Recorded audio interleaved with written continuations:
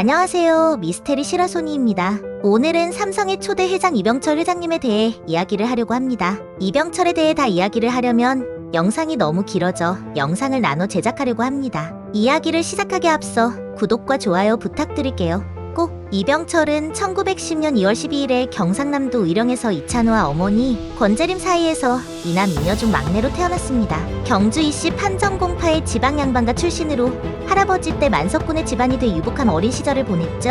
1922년 3월 지수국립보통학교에 편입해 그해 9월 경성부 수성국립보통학교에 전학하여 졸업하였으며 1929년 서울 종로의 중동학교를 22회로 졸업하고 이어 1930년 4월 와세다대학 부속전문부 정경과에 입학했으나 일본 유학생활 중 건강 악화로 1934년 중퇴하고 조선으로 돌아왔습니다. 고향에서 건강을 회복한 뒤 다시 상경에 2년간 그저 부친의 용돈을 받으며 지냈죠. 집안일은 부친과 형이 했고 본인은 끼어들 여지가 없었습니다. 직접 일본에서 상업작물 종자를 들여오고 계란꿈과 씨암달도 들여왔으나 취미 수준이었다고 하죠. 결국 친구들과 골패에 빠졌습니다. 골패는 당시 도박의 일종이었죠. 한밤중까지 도박이 계속되어 늘 달그림자를 밟으며 집으로 돌아오는 일이 빈번했습니다. 그렇게 허송세월을 보내도 집안이 유복해 26세에 4명의 아이를 둔 아버지가 되죠. 내 아이의 아버지가 된 이병철은 전환기가 찾아옵니다. 방문을 열고 달빛에 비친 아이들의 자는 모습을 보는 순간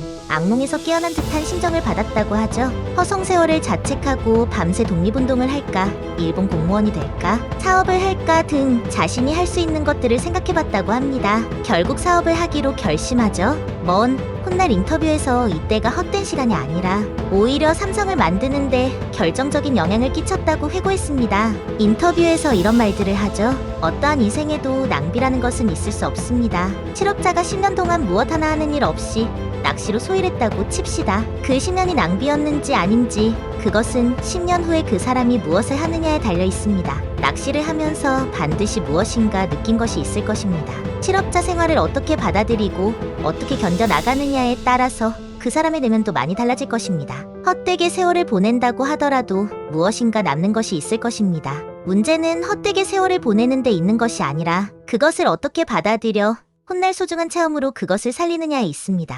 여러분의 생각은 어떠신가요? 사업은 처음 초기 자금 아버지에게 지원받은 쌀 300석분의 토지를 기반으로 사업을 1936년 마산에서 정미소를 창업하게 되는데 정미소에서 배달까지 했죠. 이에 확장하여 운수업까지 사업을 확장하게 되는데 이후에 1938년 조홍재, 허정구와 함께 삼성상해를 설립하게 됩니다. 이때 삼성을 일으킨 것이 제분업과 제면업으로 유명한 별표국수가 대구에서 이름을 날리며 자리를 잡았으며 이후 건어물 과일 유통구역으로 진출하여 크게 성장하게 됩니다. 1942년에는 조선양조를 인수하였고 초기에는 부동산 투기로 많은 돈을 벌었으나 태평양 전쟁이 터지며 사업이 몰락하고 부동산 투기를 다시는 하지 않았다고 하죠. 다행히 부동산 외의 사업은 건실하게 운영되고 있었고 경제적 흐름을 통해 일제의 패망을 짐작하는 대국적 안목과 수완으로 재기하기에 이릅니다. 그러고 시간이 흐른 뒤 승승장구하던 이병철은 시대적 위기가 찾아오게 됩니다. 1950년 6.25 전쟁이 발발하면서 서울에서 사업을 하던 이병철은 서울이 점령당하자 모든 것을 잃고 피난길에 오릅니다. 부산에 도착하여 가진 돈도 몇 푼과 가족들을 먹여 살려야 하는 절약함에 좋은 아이디어가 문득 들게 되죠. 전쟁으로 널브러진 쇳덩어리를 모아 고철을 일본에 팔고 일본에서 벌어들인 달러를 다시 중국에서 설탕과 비료를 수입해서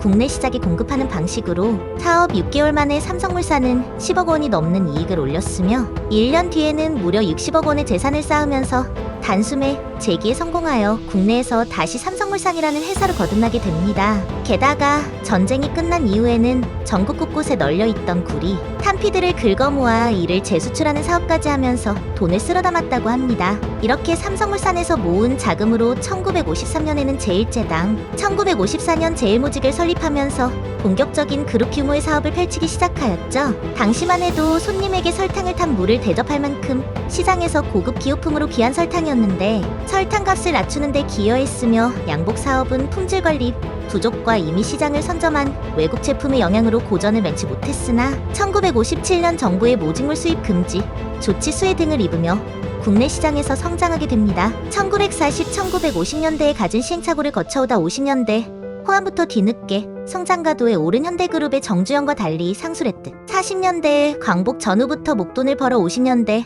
한국전쟁 시기엔 위기를 기회로 만들었고 덕분에 이승만 정권 시기엔 이미 국내 제1의 재벌로 성장한 기업인이 되었죠. 이병철은 엄청난 강박관념이 있었는데 자신이 정해진 스케줄대로 무조건 이행해야 하며 업무를 보다가 시계 도보지도 않고 펜을 내려놓는 순간이 12시 30분 삼성의 점심시간 종이 울렸다고 합니다. 그만큼 시간을 소중하게 여기고 자신의 스케줄을 엄격하게 지켰다고 하죠. 이병철은 조직이 사람을 움직이는 기업은 망하지만 사람이 조직을 움직이는 기업은 발전한다라는 말을 했습니다.